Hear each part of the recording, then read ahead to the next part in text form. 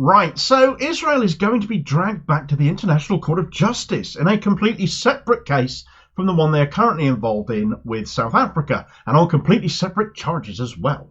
I commented when covering the South African litigation that in their case, they had only taken charges back to October the 7th, and that left a large amount of scope for another nation or nations to possibly come in and go back further. And indeed, that is exactly what appears to have happened.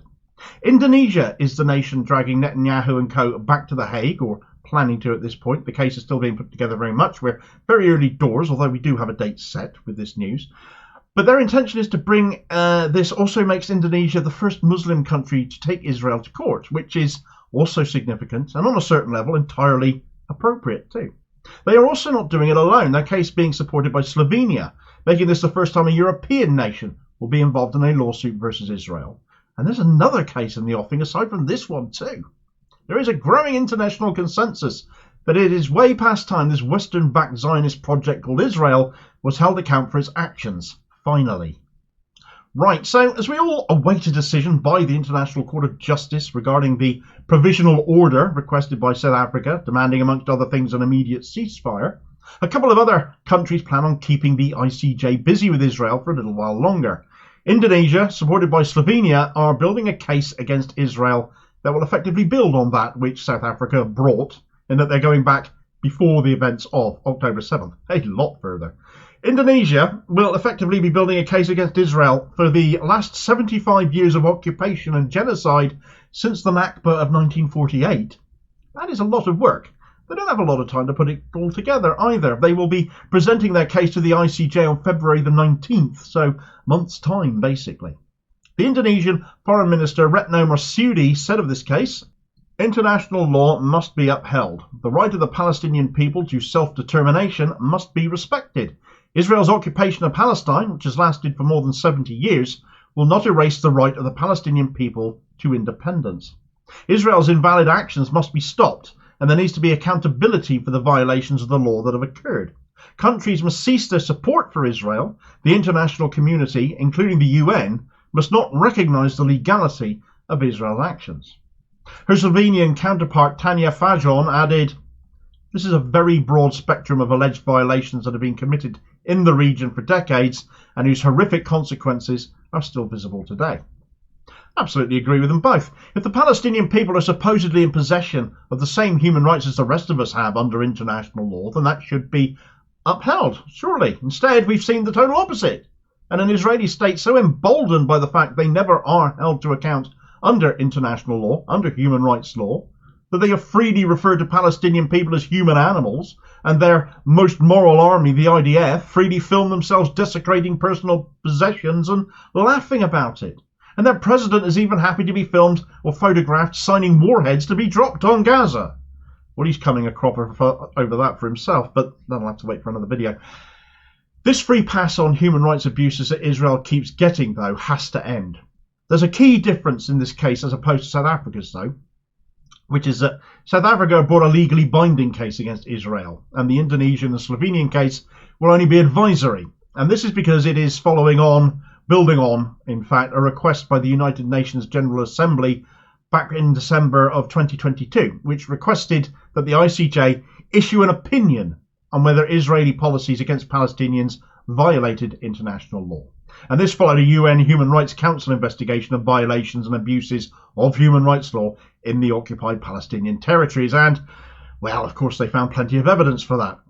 A motion to put this request to the ICJ passed 156 to 6 with 25 abstentions. And this, of course, was back in 2022 when the world was still basically fawning over Israel, eyes not yet having really been opened like they are now.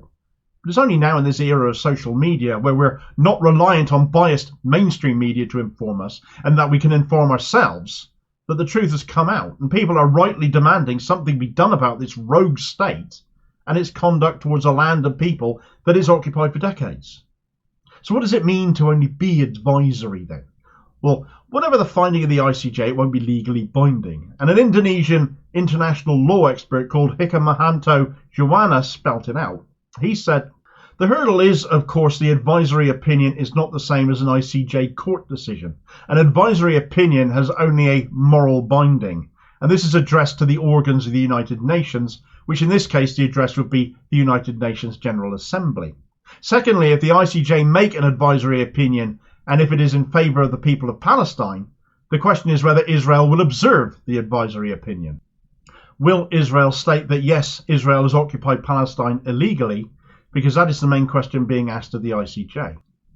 Morally binding only. Do Israel have the morals? They do like talking about morals, don't they? Their most moral army again.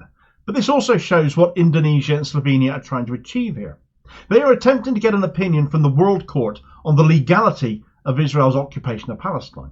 It is, of course, illegal under international law. This has been ignored for decades. Yet despite this only being advisory, a decision from the ICJ, going Palestine's way, would echo around the world. The legality or illegality of Israel's occupation would be there for all to see in black and white and no longer, frankly, a matter of dispute. For Israel to refuse to leave Palestine, to cede control of the territories, would effectively render any further support for them a violation in the eyes of most people around the world. Now, I'm not a law expert. The question I have in my mind right now, which someone watching might care to answer who knows more than me, would be as to whether anything legally binding can be built on as a result of an advisory ruling. It's for Israel to choose to listen to this ruling if it goes against them. If they don't, can some form of legal censure follow for them illegally occupying territory or continuing to do so? I'm also wondering what is taking Syria so long to join in on this. Israel also occupied the Golan Heights. Do they not want them back? Ultimately, though, if Israel choose to ignore this advisory ruling, they will truly be a pariah state in the eyes of the world, and those still insisting on supporting them will find themselves more and more alone and isolated in their opinions. So I'm looking at you, Genocide Joe, Anthony Blinken, Rishi Sunak, Keir Starmer, Ursula von der Leyen and more. Increasingly, they will be in the minority. So yes, absolutely looking forward to what comes out of this. But even this isn't the end of the litigation facing Israel, as a case for crimes against humanity even, is being taken to the International Criminal Court, also based in The Hague, this time by Mexico and Chile. Now, where the ICJ is an instrument of the UN, the ICC is independent of the UN, and where the ICJ brings rulings against whole countries, as demonstrated in the South Africa versus Israel case, and now this Indonesia and Slovenia versus Israel case, the ICC brings prosecutions against individuals, and these can be for war crimes or crimes against humanity. Now, this one will be interesting because Israel is not under the jurisdiction of the ICC, but Palestine is. They've been a member state of the ICC since 2015. And this follows submissions to the ICC regarding Israel from a number of other countries now: Bangladesh, Bolivia, Comoros, Djibouti, and South Africa. I have to mention something about Djibouti here, actually. It's notable they've done this, since the US wanted to cite rocket launchers to strike the Houthis in Yemen in Djibouti, since it is the country in East Africa on the other side of that narrow 16-mile wide strait where Yemen have been blocking Israeli shipping, the Bab el-Mandeb Strait, meaning there are literally no friends of Israel on either side of that narrow body of water. But there we are. So anyway, it'll be interesting to see who they choose to prosecute and what strength that prosecution will have, given Israel aren't under the jurisdiction of the ICC. And it piles more weight on the ICC chief prosecutor, a chap called Karim Khan, who has for months now faced accusations of having pro-Israel bias himself for dragging his feet over these referrals.